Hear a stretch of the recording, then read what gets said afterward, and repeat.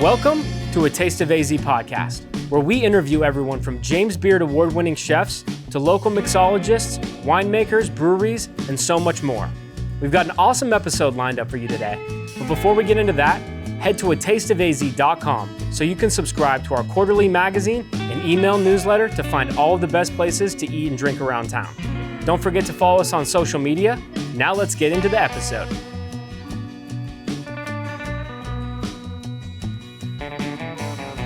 All right, so I would never guess that in a few hours there's going to be a major sporting event going on right above us, right? Oh, actually right next door. Oh, right next door. Yeah. Okay. And the energy in this room is going to be pretty big too. Yeah. Mm-hmm. I mean, tonight the Suns play the best team in the league right now, right? This is true. Oklahoma City. This is true. And I just know that from Googling it real quick. I don't follow the NBA that much. So, Jared, thanks for having us in, man. This is classy.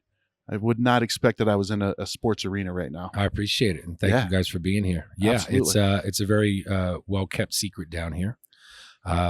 We are just a few hundred feet away from where the Suns play basketball, but when we're in here, you kind of forget that there's an arena surrounding you, and we kind of just get submerged in the energy of the rah-rah room. So it's its own show for sure. Which is the point, right? Yes, sir. Yeah. Yes, sir. That's exactly right. I love an immersive dining, drinking, food and beverage experience. And as soon as you walk in the front door of this place, it is certainly that. You do feel it. Yeah. Are you guys going to be here later to see any of the bigger energy? I mean, I don't know. It might be an invite. So. Unfortunately, I don't think we will be. Yeah, but if it is an invite, we may take you up on it. For sure. That's it. You got to see when it's up and rocking, lights are low, music's loud, place is full of people. It becomes a scene. Well, so what exactly is the Rah Rah Room? And before we even go there, please introduce yourself and kind of what your role is here. Sure. So my name is Jared LoPriore. I'm the GM or General Manager at the Rah Rah Room where we're sitting right now. The Rah Rah Room is a combination of culture and concepts. Started with Major Food Group in New York, predominantly the sense of Carbone. That restaurant, spicy rigatoni is being served here, veal parmesan, Caesar salad. And the idea came from, three very important companies coming together and say, hey, we want to do something really special that Phoenix has not seen yet. And we want to make it members only to keep it very exclusive. And that's what we're experiencing right now. So I started in New York with Major Food Group and came out to Arizona just for another couple of different business things. And it all worked out that those things didn't work. And now I'm sitting here with you guys. So it's a very, very special, very unique location. There's nothing like it in Phoenix. The only other major food locations that are accessible from where we are now would be Las Vegas or Dallas. So we truly are one of a kind in Arizona. What a great name too, right? You have all these different concept names of, genuine concepts here in the valley and pretty decent concepts, but Major Food Group. I do like that. It's a big deal. Great, yeah. It's a big deal, yeah. And we're excited to really take on our own unique kind of identity here and stand apart from what you might experience in some other locations. So we are a pretty special movement down here. So it's exciting. Yeah. So our entrance, I think, was a little bit unorthodox because we were hauling all of our gear around and we're not at a game right now to come and experience this place. But what is, from top to bottom, the experience before people even get into the Rah Rah Room? Well, I think it all starts with valet and pulling up to the arena, not really being sure what you're getting into. There's nothing outside that promotes that there's a restaurant experience waiting for you. But as a member, you know what you've signed on for. And I think it starts with the valet. We have an amazing valet team here, very VIP. You get through those main doors and you're starting to walk down almost an industrial kind of look of a staircase. And you're still unsure of where you're going. And you get to that neon martini light out there. And then you come in here and it's just a completely different universe. So we offer everything, like I said, from the sidewalk to the kitchen is what we want our guests to start feeling very special about the moment they arrived until they leave. And so you touched on it a little bit, members only. What exactly is a members only concept like this? What does it entail? So the membership is an annual cost of $15,000 a year. It's essentially a VIP pass to be able to access this space whenever it is that you would like. Once you get here, the dining cost obviously is additional, but it really does create what we're looking to create, and what I'm feeling happening now is it's very intimate. We're starting to get to know our guests very well. They're starting to get to know us as well, and really building that rapport. So as far as dining goes, that's what comes along with the membership, along with other things, whatever your connection may be to the other extended parts of our family through the sons or through OVG. Well, and I'm a little conflicted because for the brief time that we've known you, you've been very generous and hospitable, but this might be the last time I ever see you again because I don't know if I can afford a membership here. I don't know where your target audience is. You and I both. The only way that I could get in is I took the job here. But, what we do offer through membership is members are entitled to inviting their guests. Even if they're not here, the booking process goes through the member. And then a guest is more than welcome to come down, even if the member is not present, which we promote. Yeah. Because those guests are extensions of the members, and we want this room to be full all the time. And even if the member isn't here, we still have a connection to you through family that way. So there are perks to having the membership, and it's not just exclusive to just the member. I think that. Well, yeah. And if, I like to think that we have a handful of listeners that could afford a membership like this, and hopefully if you're out there, get one and invite us down here. Please but do. Yeah. I would also say, hopefully you have friends in high places to be able to make your way down here if anything excites you during this episode. But yeah, go ahead and talk a little bit about some of the other concepts that are a part of the group and set the stage for why it is so special that this group has landed in Phoenix, particularly with an incredible concept like this. So Major Food has, if I'm not mistaken, 85 different locations throughout the world. Wow. They are all run by the same people, the same minds, the same heart and soul goes into the menus, into training staff.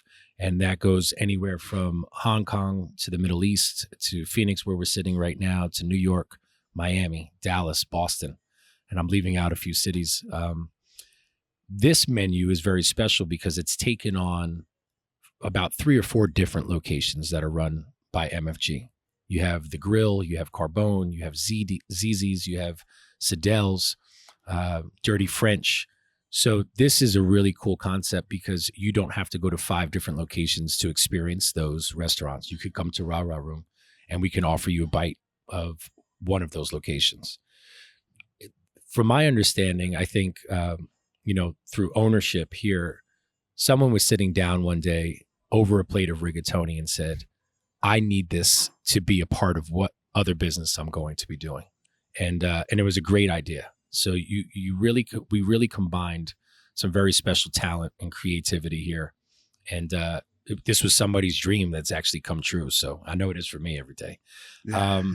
The other concepts that you'll experience, I would say in Phoenix, there's really nothing like it. I've had a good opportunity to dine in Phoenix, and there are some very good restaurants.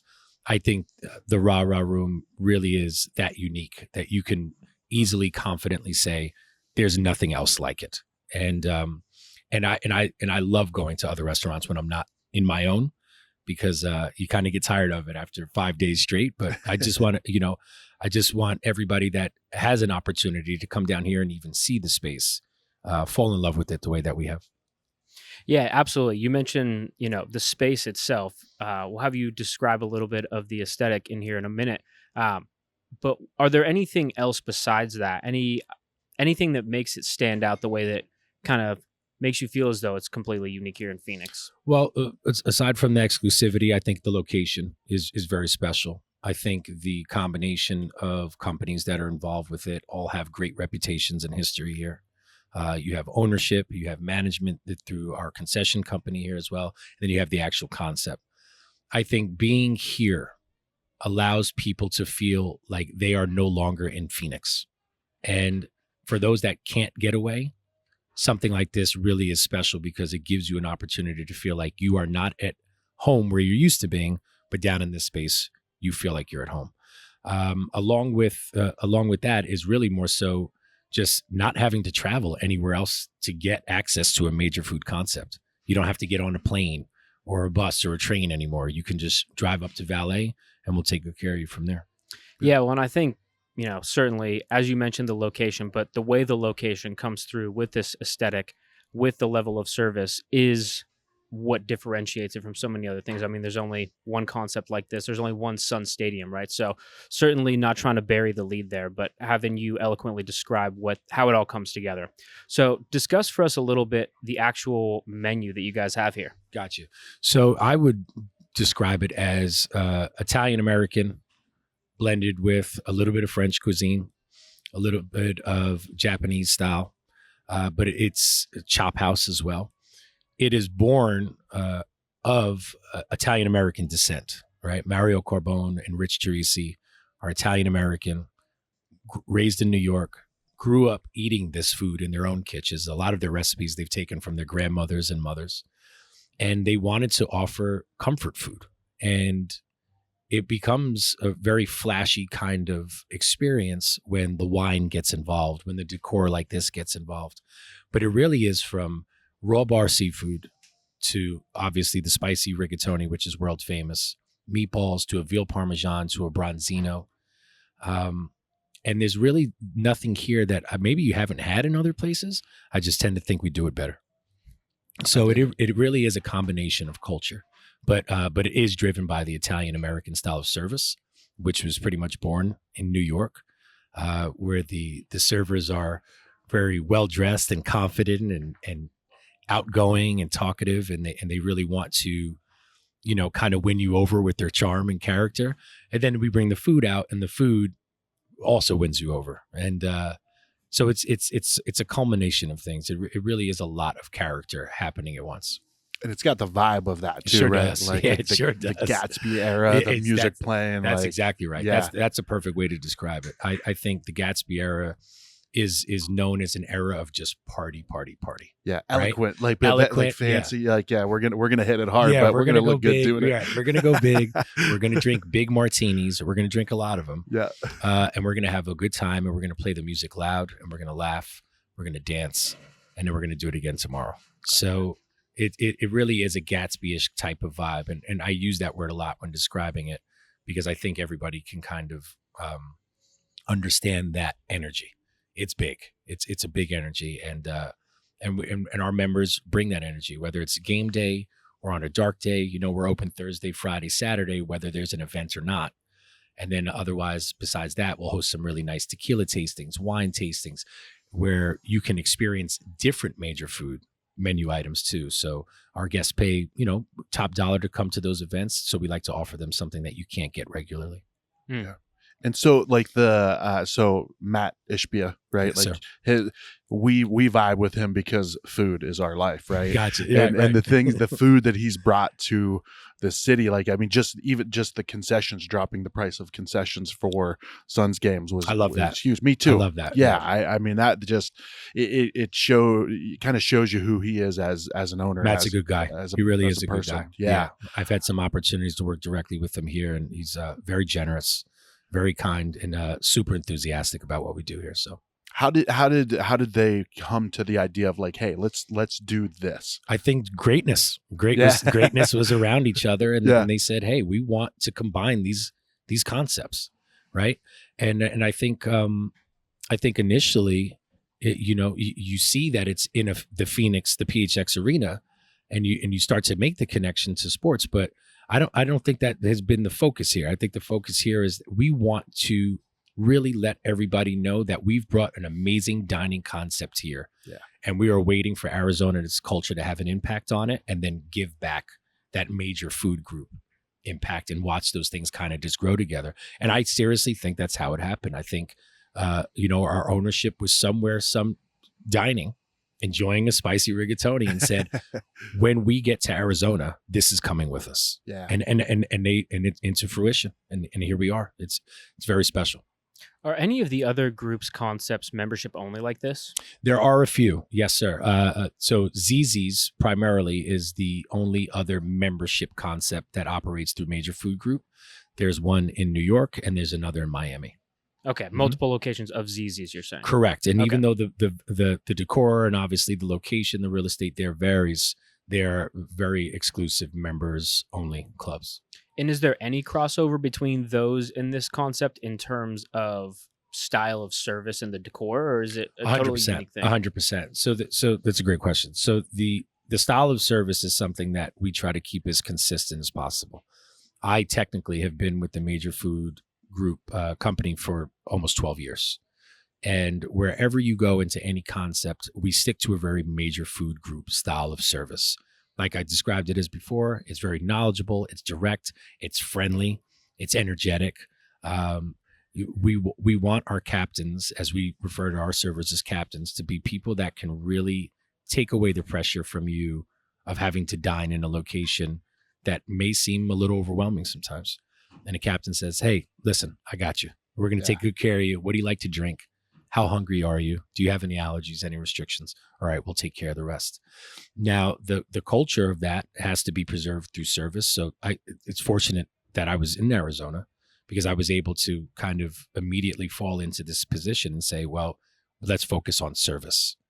I think there are a lot of great concepts in the world that have amazing potential, and sometimes service is where you miss. And we're still developing that here, but we've come a long way, and we're doing a pretty darn good job of it. So it's exciting.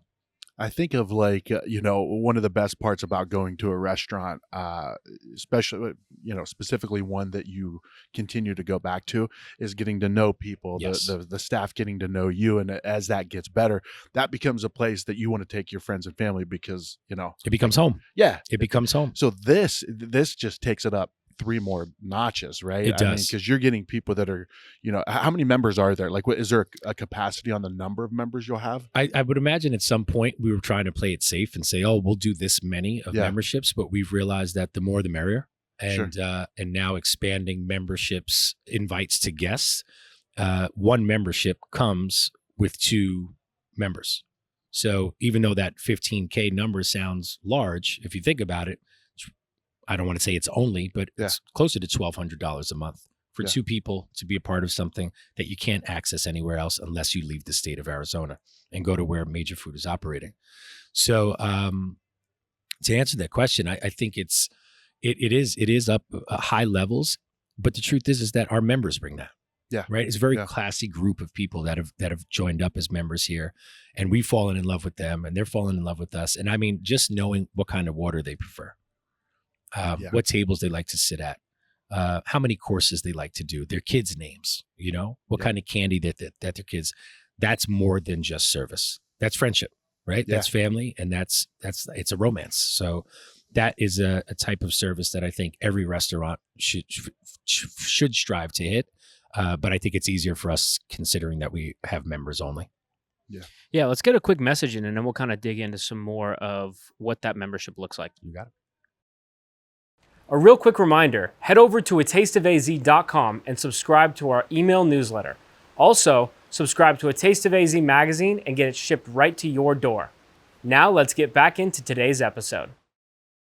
I'm curious what the demographic of people that come in here look like. We don't need to name drop anyone necessarily, but is it... If you want to. Yeah, if you want to. I'm sure there are some quite exciting people, but is it mostly families like you're saying? Is it the rich and famous? Who comes here?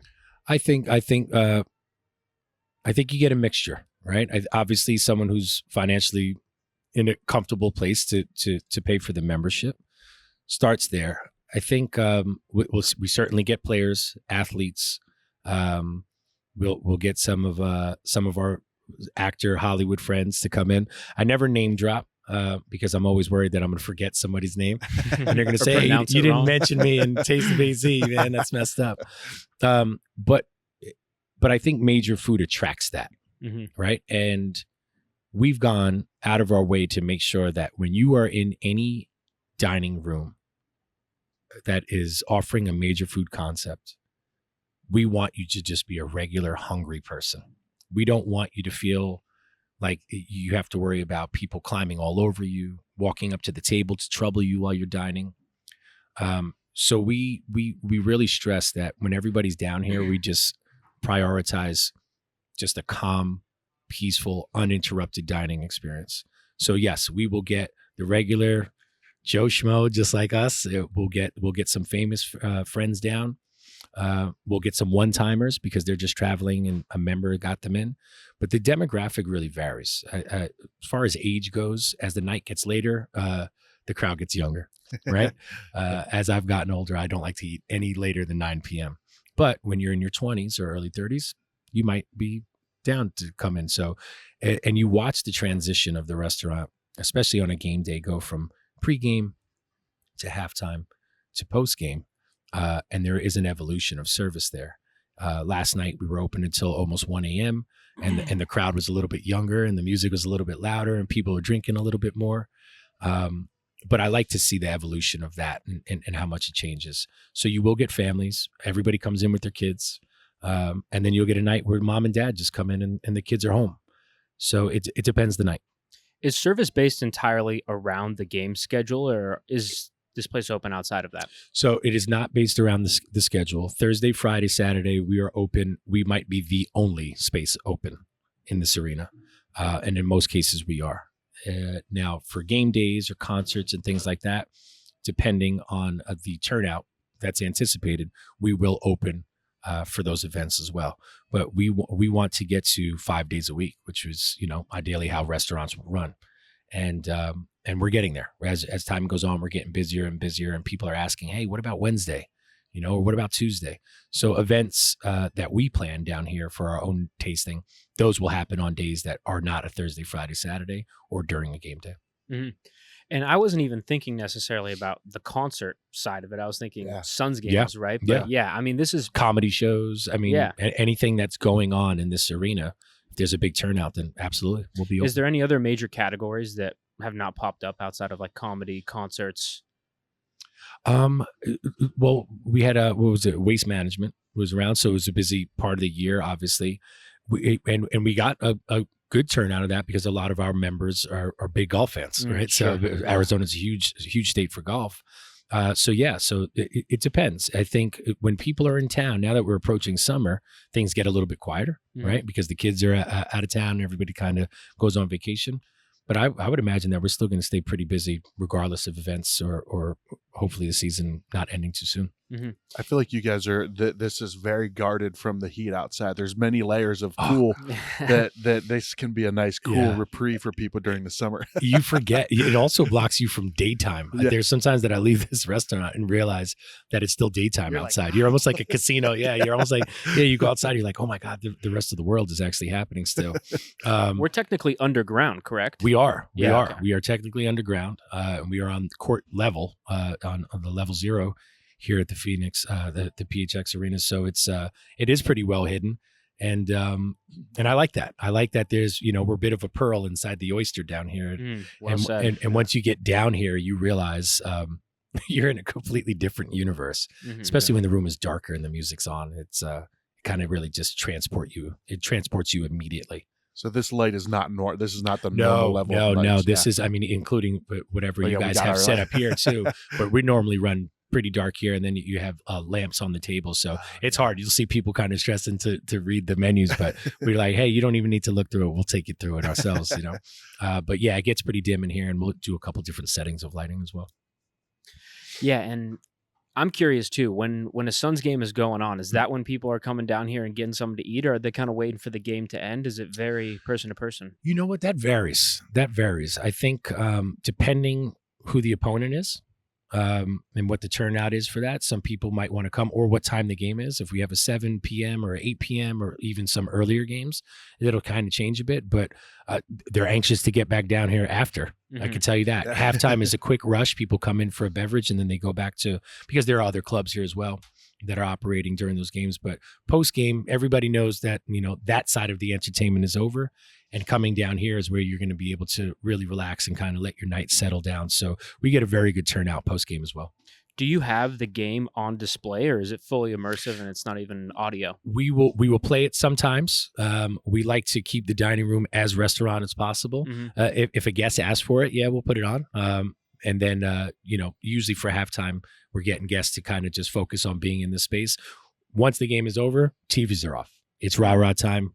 Rigatoni's coming out. Who needs a martini? And let's forget that something else happened for a little bit and let's just drink a little bit, you know. Where's the TV? I'm looking for the These TVs mirrors, right now. so those mirrors are actually functional TVs. Oh, So dang. you have one there, you have one there, and then our private dining rooms, we also have 2 more. They're pretty cool. Did you know that?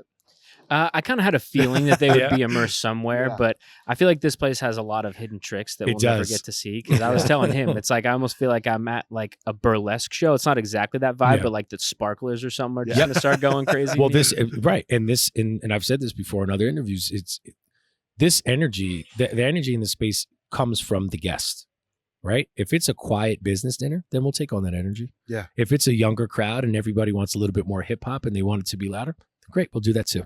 Right. I feel like you got that from us because because when we were here and you put on the music, was that NWA that was playing? I mean, if that's what you would like to listen to, I at feel the like end that of was the the night, vibe Luke and I were giving off. Yeah. That's it. Yeah, they want a little gangster rap, and that's okay. But we'll start off playing Sinatra. Right, first seating will be Sinatra. Then we'll get into some Motown and some R&B. Then we'll get into even sometimes a little disco. Right, and then we'll finish up the night with some really quintessential '90s hip hop. And in given the dynamic or demographic of the room, you play it like a DJ and say, let's hold back on this station for a while. Let's go into the next playlist. So we just kind of play the room as a DJ would.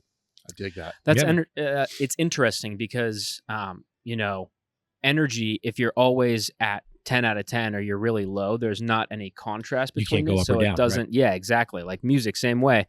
And I think in a certain sense, when you hit that really, really high level of service, you're able to kind of transcend just a static operation. For some places, it's going from, brunch to dinner type deal. But here, being able to ebb and flow almost with the game feels like it's a really big part that Well you said. kind of have to be here to experience. Would you say so? Yeah, absolutely. And I think there are times where I'll let Sinatra play a little bit longer because you're looking at the demographic. It's like if my father was in here, right? My father's a 72-year-old Italian American. He'll listen to some hip hop because he had to growing up, raising us. But if I could play Sinatra a little bit longer for my dad while he sings all these songs, so be it. So we're never in a rush to change the energy. We're only in a rush to match it. That's really what we're here to do. I like that. Yeah. So we dug into the food menu a little bit. Mm-hmm. Is there anything we didn't discuss on that side? And I'd also like to hear a little bit about your beverage program. Got you. All right. So our martini program here is where I'll start. So martinis, the Power Lunch Martini was born at the Grill in New York at the Seagram's building. The soundtrack of that location during lunch was business deals and martini glasses clinking, right? We pour them tall. So you only need 2 of them, really. But so the beverage program starts with the martinis here. We'll do our dirty martini, our kangaroo, Vespers, things like that. If you're a martini drinker, you've had them somewhere else. We have our own twist of them here. We stay pretty signature with our cocktails here. All of the cocktails that we serve here are drinks you've had somewhere else. Like I said, we just add our MFG twist to it and make it very unique to what we use as far as ingredients and recipes go here. So if you want a killer old fashioned, we have one. You want to order your own drink that's off menu? We could do that for you as well. But anyway, tequila obviously being a huge market in the world right now. We offer a lot of different tequilas here. We just had a tequila tasting. We have some very exclusive tequila here in our back bar that you can't get anywhere else.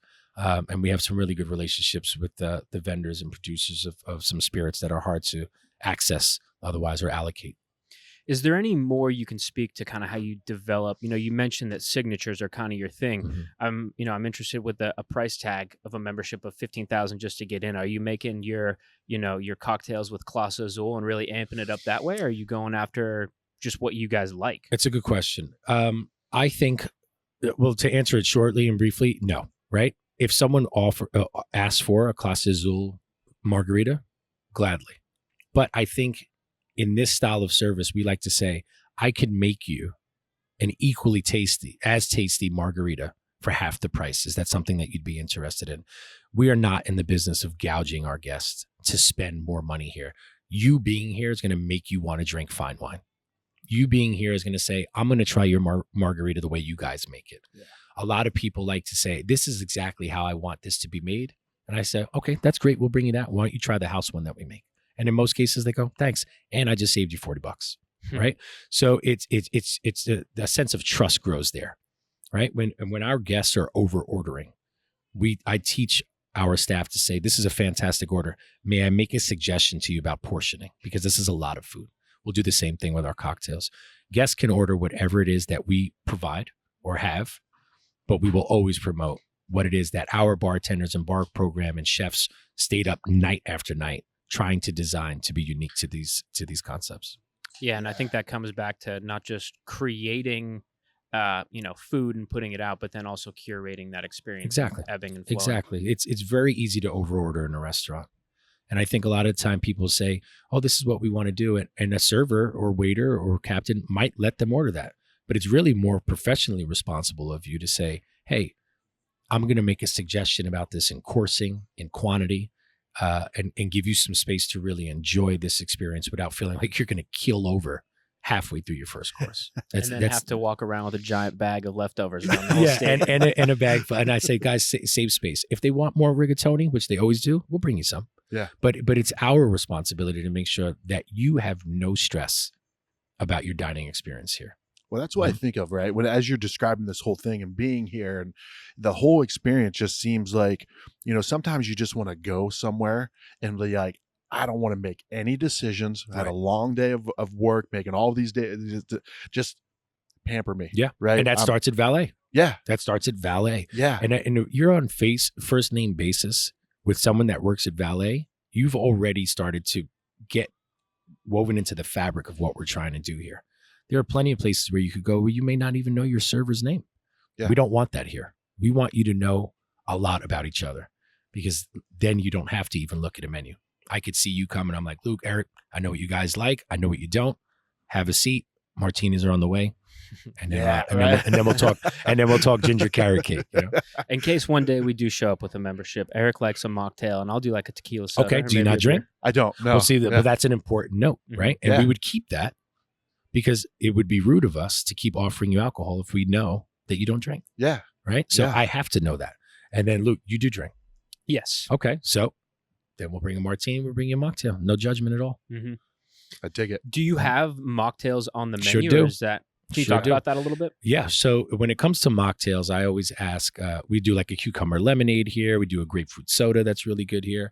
I always ask people that, like, the quintessential, do you want something citrusy? Do you want something fruit punchy? Do you want something sweet? Do you want something bubbly? Yes. And again, and bartenders, yes, I do. Bubbles, yes. And our bartenders here, I'll dealer's choice. Hey, grapefruit base, go for it. Yeah. And kind of create there. But again, we'll always promote what's on the menu. Mm-hmm.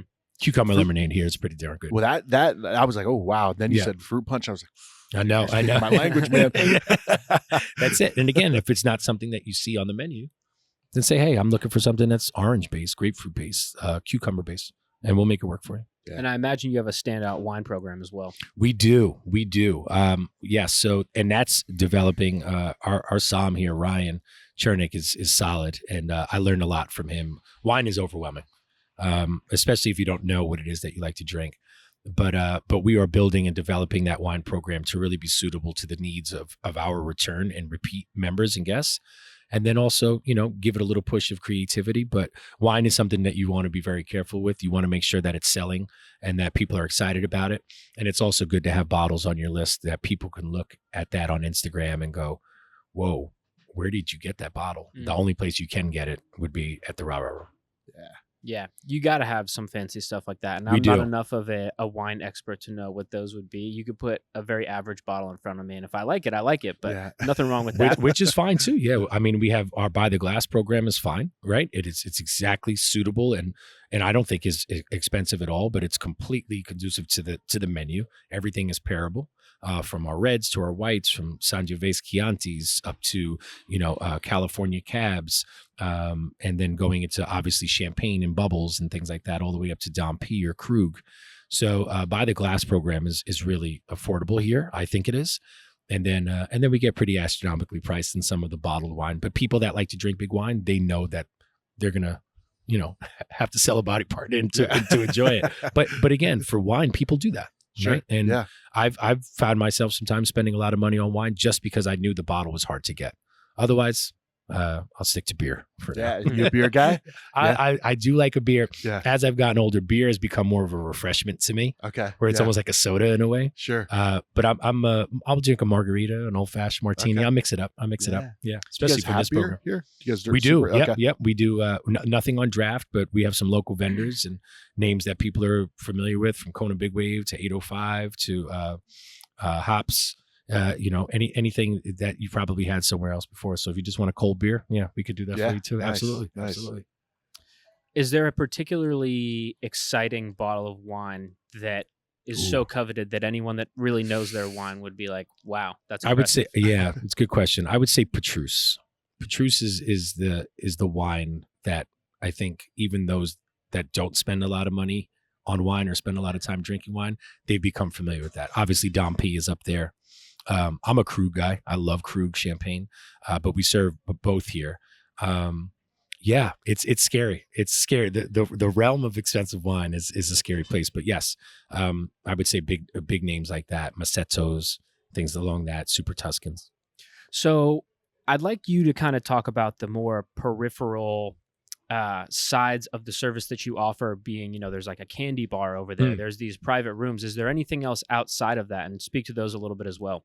Okay. So as far as the location goes, when you're leaving, the candy room is completely free. Grab any piece of candy that you want, as much popcorn as you want. Take a Dr. Pepper with you. It's just a few snacks if you have any space left over. That is after eating a veal parm that's the size of a Cadillac, So that's really nice, and you'd be surprised. You think the kids are the ones that go crazy in the candy room? It's actually the adults. Really? The adults are like, they turn into children, which is what we like to see. Yeah. So that's a nice little perk at the end of it. Outside of what we do here, I think, when you step out, you can see the other clubs that are going down here. You can get a glimpse of a player that's running in through the tunnel and stuff like that. For the kids, I think that's really nice too, and even for some of the adults. I think our connection here gives you something to talk about when you go to another major food location, where you say, hey man, I was just in Phoenix with Jared, and everybody's like, hey man, I worked with Jared in New York. Yeah. Or I've been to other locations that serve the rigatoni and veal, and we want to compare it, kind of like, and you could taste the difference just based on the water quality of a state and how it varies. Yeah. You can taste the difference in these pastas. And I've had Do you people guys come make back. your own pasta? Yes, sir. Okay. Yes, sir. Absolutely. So currently only serving the rigatoni, which is made in-house before every shift.